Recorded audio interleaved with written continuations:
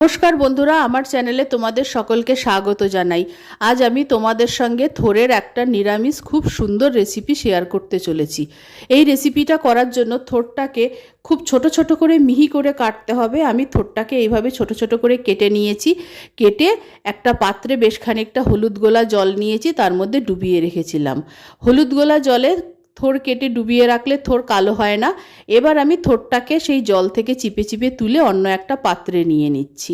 আর থোড় কাটার ভিডিওটা আমি তোমাদের দেখাতে পারিনি, কারণ ভিডিওটা করে দেওয়ার জন্য বাড়িতে কেউ ছিল না। থোড়গুলো জল থেকে চিপে অন্য একটা পাত্রে তুলে নিয়েছি। থোড়টা রান্নার জন্য এক মুঠি চিনেবাদাম নিয়েছি, এক মুঠি ভেজানো ছোলা নিয়েছি, এক মুঠি গোবিন্দভোগ চাল নিয়েছি যেটা 1 ঘন্টা আগে ভিজিয়ে রেখেছিলাম, আর একটা বড় সাইজের আলু টুকরো করে কেটে ধুয়ে নিয়েছি। কড়াইতে অল্প একটু সর্ষের তেল গরম করে নিয়েছি। এবার চিনেবাদামটা ভেজে তুলে নিচ্ছি। বাদামটা ভেজে তুলে নিয়েছি। এবার ওই তেলের মধ্যে টুকরো করে রাখা আলুগুলো দিয়ে দিলাম। আলুগুলোও লাল করে ভেজে তুলে নেব। ভাজা হয়ে গেছে, তুলে নিচ্ছি। ফোড়নের জন্য নিয়েছি 1 চামচ জিরে, তেজপাতা আর শুকনো লঙ্কা। কড়াইতে আরও একটু সর্ষের তেল দিয়ে প্লেটের ফোড়নটা দিয়ে দিলাম। ফোড়নটা একটু ভেজে নিচ্ছি। ফোড়নটা ভাজা হয়ে গেছে। এবার একটা বড় সাইজের টমেটো কেটে দিয়ে দিলাম। টমেটোর সাথে 1 চামচ আদা বাটা দিয়ে দিলাম। আদা আর টমেটোটা কিছুক্ষণ ভেজে নেব। 1 চামচ হলুদ গুঁড়ো, 1 চামচ লাল লঙ্কার গুঁড়ো, 1 চামচ জিরে গুঁড়ো অল্প জল দিয়ে গুলে নিচ্ছি।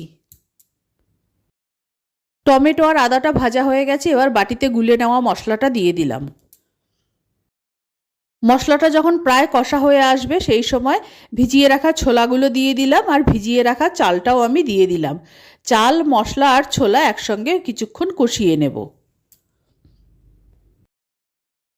কষানোর সময় আন্দাজ মতো নুন দিয়ে দিলাম। এবার ভালো করে কষিয়ে নিচ্ছি। চাল, ছোলা আর মশলা খুব ভালো মতো কষানো হয়ে গেছে। এই সময় কেটে রাখা থোড়টা দিয়ে দেব। থোড়টা খুব কচি ছিল, তাই সেদ্ধ করার প্রয়োজন হয়নি। এবার মশলার সঙ্গে থোড় খুব ভালো মতো বেশ খানিকক্ষণ কষিয়ে নিতে হবে। ফ্লেমটাকে মিডিয়ামে রেখে থোড়টাকে বেশ খানিকক্ষণ কষাতে হবে। থোড়টা আমি যখন কেটেছি খুব মিহি করে কেটেছি, আর থোড়টা কষানোর সময় খুন্তি দিয়ে এইভাবে চেপে চেপে দিতে হবে, তাতে থোড়টা আরও ভাঙা ভাঙা হয়ে যাবে। এইভাবে বেশ খানিকক্ষণ কষিয়ে নিলে থোড়টা অনেকটাই আরও ভাঙা ভাঙা হয়ে যাবে, আর স্বাদটাও ভালো হবে।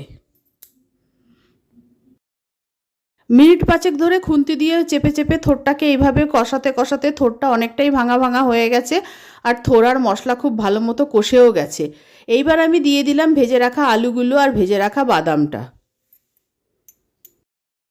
থোড়, চাল আর আলু সিদ্ধ হওয়ার মতো আন্দাজ মতো জল দিয়ে দিলাম। জলটা দেওয়ার পর আমি একবার নেড়ে দিচ্ছি ভালো করে। তারপর লো টু মিডিয়াম ফ্লেমে রান্নাটা করতে হবে। জলটা ফুটে উঠেছে। এবার ফ্লেমটাকে মিডিয়াম করে আমি একটা ঢাকনা দিয়ে দিলাম মিনিট 5 জন্য। 5 মিনিট হয়ে গেছে। এবার আমি ঢাকনাটা তুলে নিচ্ছি, নিয়ে একবার ভালো মতো নেড়ে দিচ্ছি। চাল আর আলু প্রায় সেদ্ধ হয়ে এসেছে। আরও একটুক্ষণ রান্না করলেই আমার রান্নাটা হয়ে যাবে। স্বাদটা ব্যালেন্স করার জন্য এই সময় 1/2 চামচের মতো চিনি দিয়ে দিলাম। অল্প সামান্য একটু এলাচ গুঁড়ো দিয়ে দিলাম। নিরামিষ রান্না একটু ঘি লাগবেই, তাই 1 চামচ মতো ঘি দিয়ে দিলাম। আরেকবার ভালো মতো নেড়ে দিচ্ছি যাতে চিনি আর ঘিটা ভালো মতো তরকারির সঙ্গে মিশে যায়। এবার আমি নামিয়ে নেব। রান্নাটা হয়ে গেছে। গোবিন্দভোগ চাল দিয়ে থোড় রান্না হয়ে গেছে। এই রেসিপিটা ভাত রুটির সঙ্গে খেতে খুবই ভালো লাগবে। আমার এই রেসিপি ভালো লাগলে অবশ্যই আমার চ্যানেলকে সাবস্ক্রাইব করো, লাইক করো, শেয়ার করো, আমার পাশে থেকো। আর আমার নতুন পুরনো সকল বন্ধুদের আন্তরিক ধন্যবাদ ও ভালোবাসা জানিয়ে আমি আমার ভিডিও শেষ করছি। ধন্যবাদ।